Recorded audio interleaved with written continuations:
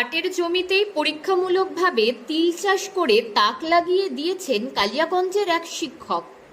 দিন দিন বেশ জনপ্রিয়তা পাচ্ছে তিলের চাষ। উত্তর দিনাজপুর জেলার অন্যান্য ব্লকে তিলের চাষ হলেও কালিয়াগঞ্জের প্রথম পরীক্ষামূলকভাবে তিলের চাষ শুরু করেছেন কালিয়াগঞ্জের এক শিক্ষক প্রভাস সরকার। কালিয়াগঞ্জের হলদিবাড়ির বাসিন্দা প্রভাস সরকার তার 2 বিঘা জমিতে তিলের চাষ শুরু করেছেন। পরীক্ষামূলকই বলা যায়, কারণটা হচ্ছে যে সময়টাতে পাট চাষ করা হয়, পাট চাষ করার সময়টাতে আমি একটা অল্টারনেটিভ চাষ খুঁজতেছিলাম। সেটা আজকাল নেটে সার্চ যেমন করে, প্লাস হচ্ছে আমি ধনকলাটে বীজ ভান্ডারগুলোর সঙ্গে আলাপ করে যেটা বুঝতে পেরেছি যে এই তিল চাষটা বেশি লাভজনক। এবং অনলাইন থেকে তিলের বীজ কিনে এনে তার পাটের জমিতে এবার তিনি তিলের বীজ লাগিয়েছিলেন।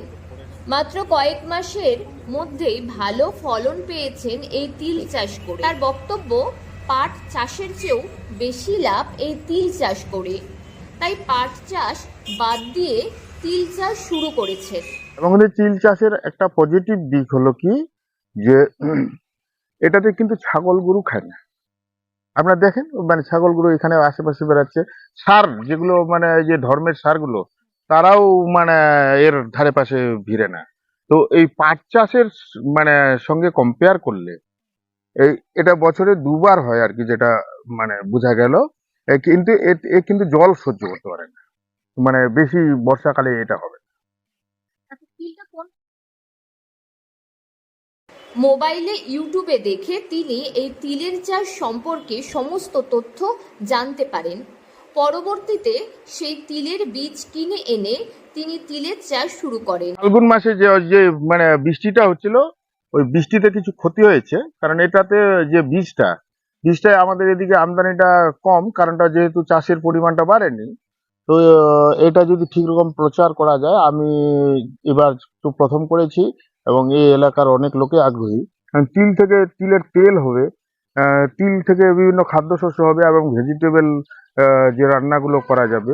আর তিল তাছাড়া রপ্তানির ক্ষেত্রে অ্যাভেলেবেল সুযোগ সুবিধা আছে। এই তিল দিয়ে একদিকে যেমন তেল পাওয়া যায়, তেমনি অন্যদিকে এই তিলের বিভিন্ন খাদ্যদ্রব্য তৈরি হয়। এমনকি মিষ্টি তৈরিতেও এই তিলের ব্যবহার করা হয়। বাজারে এই তিলের দাম 600 থেকে 700 টাকা কেজি দরে বিক্রি হয়। জানা যায় বিঘা প্রতি তিল চাষ করতে 3 থেকে 4 হাজার টাকা খরচ হয়। উৎপাদন হয় 4 থেকে 5 মণ তিল। বাজারে প্রতি মণ তিল 8 থেকে 11 হাজার টাকা দরে বিক্রি হয়। তো এক একজন এক এক রকম কথা বলে, তো বুঝলাম যে এটা তিলটার হচ্ছে তেল করে বিক্রি করলে মনে হয় বেশি মানে লাভজনক হয়। এমনিতে প্লেন বিক্রি করলে হয়তো অতটা লাভজনক হবে না। তেল করে বিক্রি করলে তেলের দোকান আছে, শুধু তিলেরই দোকান আছে, কালিয়াগঞ্জে আছে, আমাদের রায়গঞ্জে আছে, এভেলেবেল। মানে ওরা হলে তিল নেয়, তিলের তেলেই সাপ্লাই করে আর কি। তাই পাট চাষ বাদ দিয়ে তিল চাষ করেই বেশ লাভবান কালিয়াগঞ্জের এই শিক্ষক। উত্তর দিনাজপুর থেকে পিয়া গুপ্তার রিপোর্ট, লোকাল 18 বাংলা।